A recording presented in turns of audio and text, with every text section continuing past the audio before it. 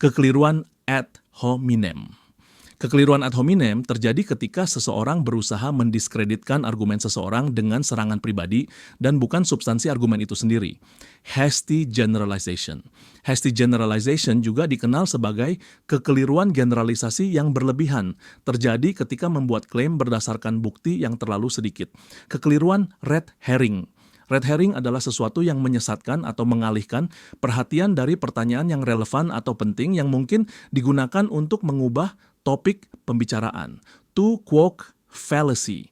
To quoque adalah teknik yang cenderung mendiskreditkan argumen lawan dengan menyerang perilaku dan tindakan pribadi lawan yang tidak konsisten dengan argumen mereka sehingga menuduh kemunafikan, alih-alih melawan argumen yang sebenarnya. Kekeliruan slippery slope. Dalam argumen slippery slope, suatu tindakan ditolak karena dengan sedikit atau tanpa bukti, seseorang bersikeras bahwa hal itu akan menyebabkan reaksi berantai yang menghasilkan akhir yang tidak diinginkan. Kekeliruan pembelaan khusus.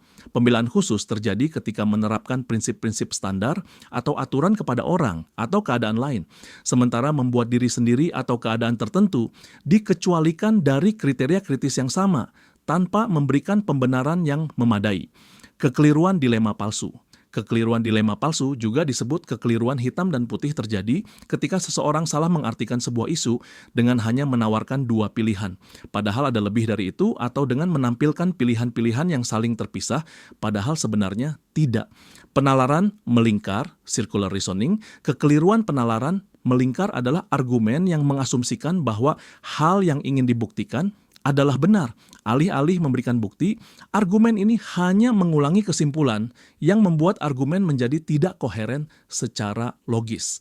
Kekeliruan otoritas, authority fallacy. Ini adalah bentuk argumen di mana fakta bahwa seorang tokoh berpengaruh memegang posisi tertentu digunakan sebagai bukti bahwa posisi itu sendiri adalah benar. Kekeliruan alamiah adalah argumen yang menyatakan bahwa sesuatu itu baik karena alami atau buruk karena tidak alami. Alami adalah kekeliruan karena premis utama yang tidak dinyatakan. Apa yang alami itu baik biasanya tidak relevan dan merupakan opini, bukan fakta. Kekeliruan komposisi muncul ketika seseorang menyimpulkan bahwa sesuatu itu benar untuk keseluruhan dari fakta, bahwa itu benar untuk beberapa bagian dari keseluruhan. Kekeliruan pembagian terjadi ketika seseorang beralasan bahwa sesuatu yang benar untuk keseluruhan harus juga benar untuk semua atau beberapa bagiannya. Menegaskan akibat. Menegaskan akibat adalah kekeliruan dalam mengambil pernyataan bersyarat yang benar. Seperti jika lampu rusak maka ruangan akan gelap. Di bawah asumsi tertentu seperti saat itu malam hari dan jendela tertutup dan secara tidak rapat. Menyimpulkan kebalikannya yaitu ruangan gelap sehingga lampu pasti mati. Kekeliruan anekdot terjadi ketika orang menggunakan pengalaman pribadi mereka yang terbatas untuk menarik kesimpulan yang luas tentang topik tertentu. Kekeliruan tentang emosi, yaitu teknik yang ditandai dengan manipulasi emosi orang lain untuk memenangkan argumen, terutama jika tidak ada bukti faktual. Kekeliruan penembak jitu Texas mengambil namanya dari metafora penembak jitu yang menembak dan kemudian menggambar target di sekitar lubang peluru untuk membuatnya terlihat seperti dia mengenai target. Hal ini mengilustrasikan bagaimana orang pertama-tama mencari tahu apa kesimpulan mereka dan kemudian mencari data yang mendukungnya dengan mengabaikan perbedaan dan keacakan.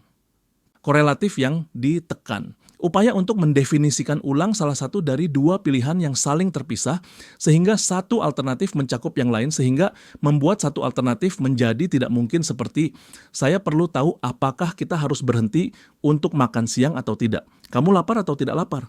Yang mana? Jika lapar berarti bisa makan. Saya selalu lapar. Kekeliruan ketidakpercayaan pribadi, kekeliruan ini terjadi ketika orang yang berargumen beranggapan bahwa apapun yang benar pasti mudah dipahami atau dibayangkan.